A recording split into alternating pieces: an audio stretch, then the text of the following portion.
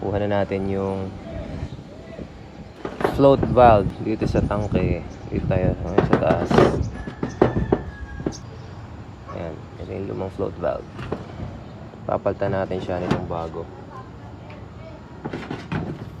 Ito ay mga carbon residue.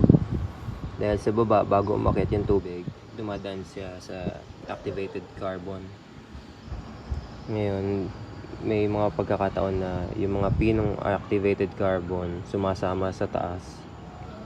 Kaya yun yung nagkakaroon tuloy ng build up. Ayan. Ito yung ibang mga elements na galing sa tubig, mga iron at iba pa. Palitan natin. Nga pala, dahil iba yung fitting nitong ikakabit natin na to, iba yung fit niya kumpara dito sa tatanggalin natin, magpapalit tayo or magdadagdag tayo ng fitting para mag-adapt ito dito. Okay, hanap tayong fitting. Tatanggalin natin to dito. Paano kamay? Mahirap.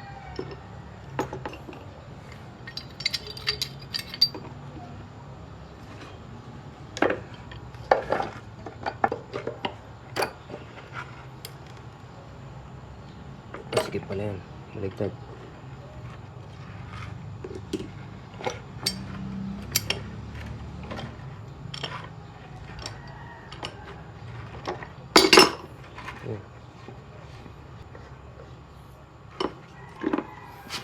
Look at that build up.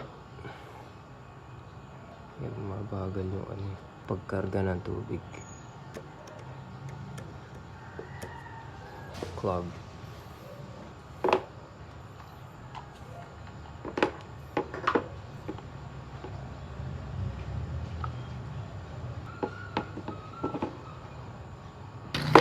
Tayo ng 1 inch na male adapter. Then dahil ito ay 3/4, kailangan natin ng reducer from 1 to 3/4. 1 to 3/4. Dahil ito ay threaded, kailangan natin ng female adapter na 3/4. So ito yung stock galing SM. Tayo na isa. Ito 16.75 ang isa. So threaded. Ayan. Linisin muna natin to. Linisin natin yung thread.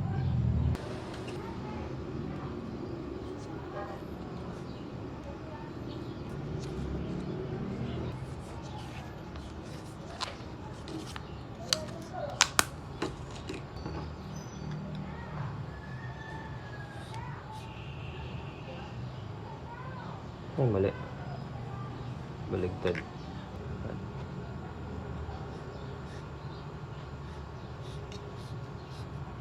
Hand-tight na lang natin.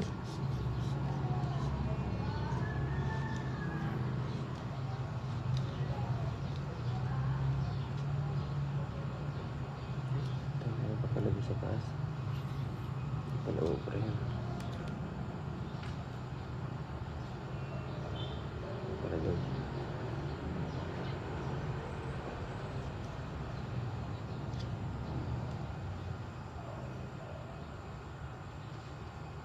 Yan ang allowance doon.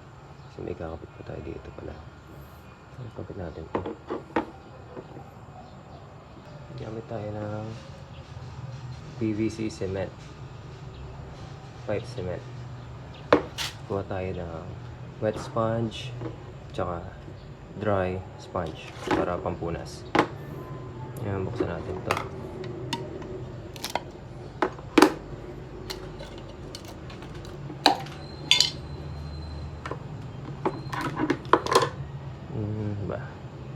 Ay, kuha pala muna tayo ng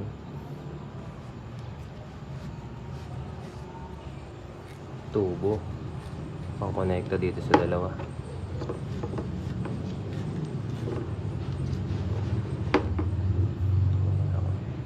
Meron akong nakuha pinagputulan na tubo. Hindi ko tinatapon to kasi magagamit pa to for future installation. So, i-connect natin ito dito. Sukatan na lang natin, tansyahan. So, around dito. Gamit tayo ng pipe cutter.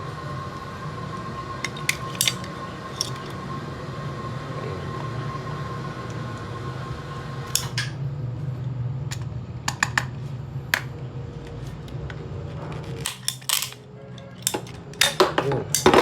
Basag. Malinis na. Pinunasan na natin to ng dry na sponge. Lagyan natin ng Meltex PVC cement.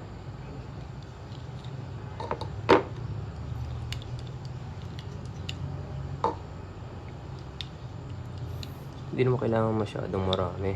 Basta ma-coat lang niya yung surface para matunaw niya yung PVC sa loob. Ito muna una ko nilalagyan, and then ito. Pinunasan na rin natin to. Hindi naman sobrang kailangan madami. Sapat lang para ma-coat niya yung surface. Twist na ganun. Yan. Okay na.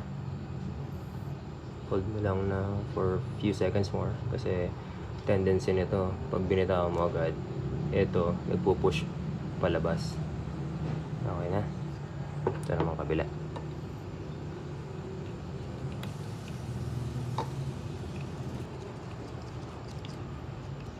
Okay na, coated na yung loob. Then ito naman.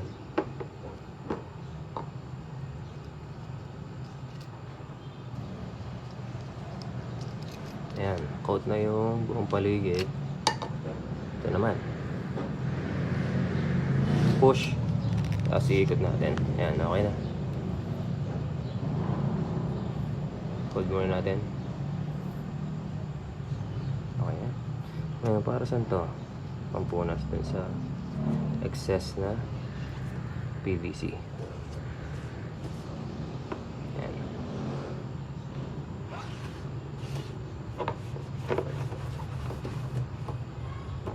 Okay. Next naman, ito pala yung thread. Ayan. Pasok natin ito dito. So, kailangan natin ng 3/4 na pipe. Hanapan tayo. Ayan. Nakakuha tayo yung pipe. Connect natin dito. Punasan muna natin. So, tansyahan lang din ginagawa ko. Punasan nga muna natin ito.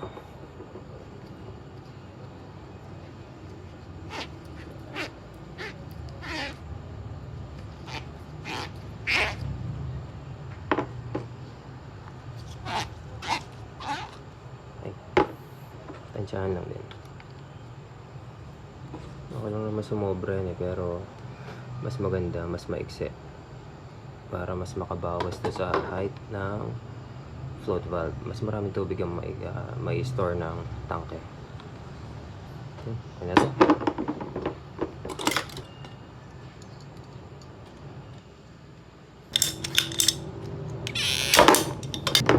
PVC cement yung loob. Make sure to yun.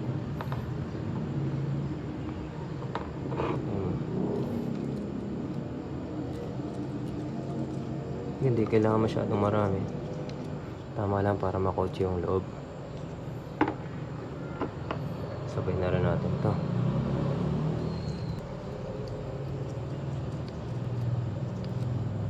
Coat na. Ito naman.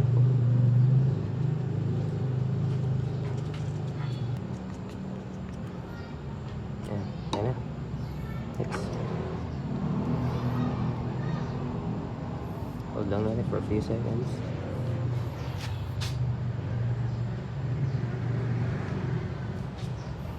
Okay.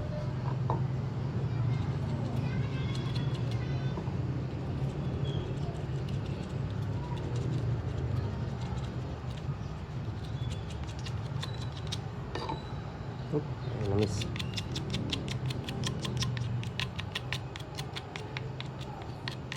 Hindi kailangan marami. Tama lang dapat. Okay.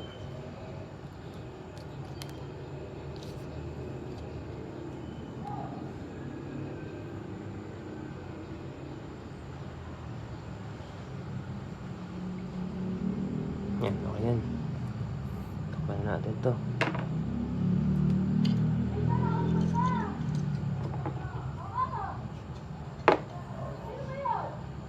Punasan natin yung sobrang cement para malinis. Okay. Tayin natin matuyo. 20 minutes. So, after 20 minutes, kapitan natin to. Bali, ang posisyon niya, ganyan. Ganyan.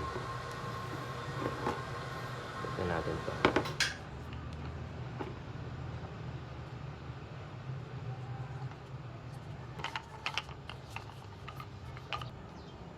Okay. So, dito tayo sa taas. Kakabit na natin yung bago natin float valve. Disadvantage nga lang nito kumpara dun sa dati, malaki yung space na mawawala dun sa storage. Imagine, ito yung level. Ayan. So bali magiging hanggang dito lang yung tubig, dito sa level na part. Malaki mawawala. Dati kasi hanggang dito yung tubig, hanggang dito yung level ng tubig dati. Ngayon magiging hanggang dito na lang. Malaking difference. So, kabit na natin. So, ito kabit natin dito. Ito, nagdagan na lang natin ng konting Teflon.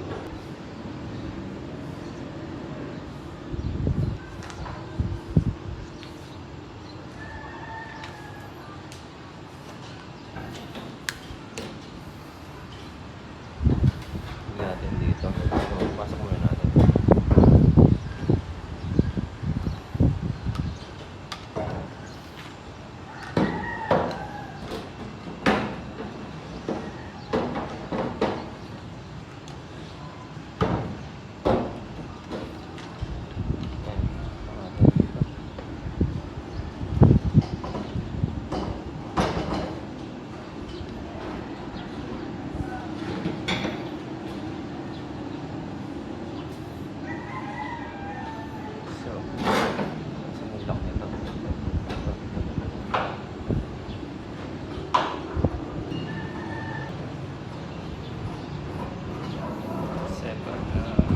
Opposite ang ikot nito eh. Kaya pabaliktad natin ikutin.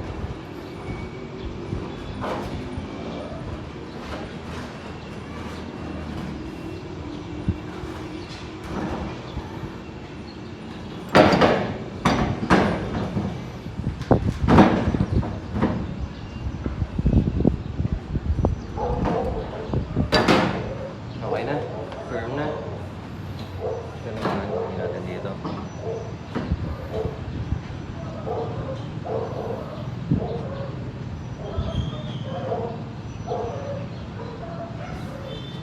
Suporta pa natin sa loob para siguradong hindi sasama o iikot siya nasa loob.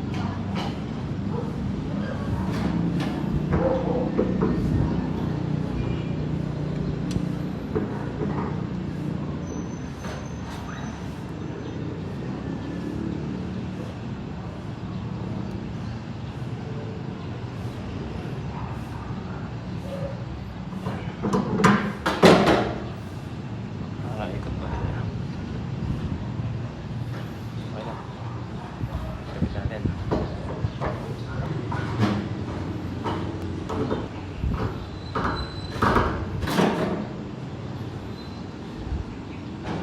Ay. Okay.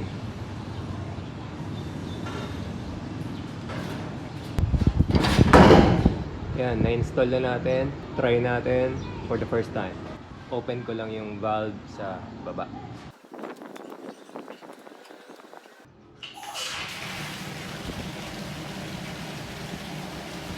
Try Try natin kung mag-automatic na mag-float o mag-stop yung valve. Gagamit tayo nitong ganitong container.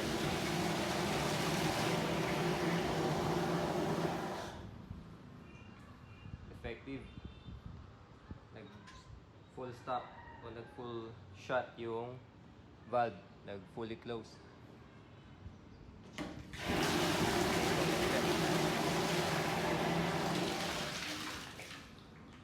Ayos. Kita nyo natin na nag fully close yung valve. Sabihin gumagana talaga yung float valve. Tuloy ko na rin ang linis yung loob ng tangke. Marami ng build up ng carbon.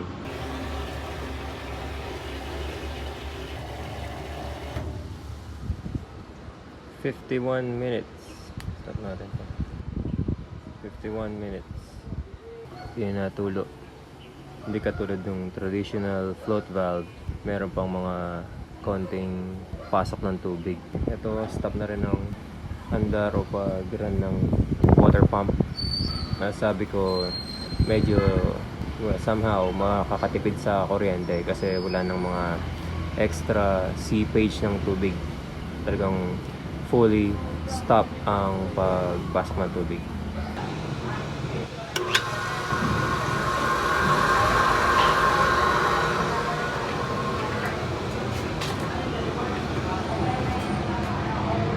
Update after a few days of installation itong automatic float valve.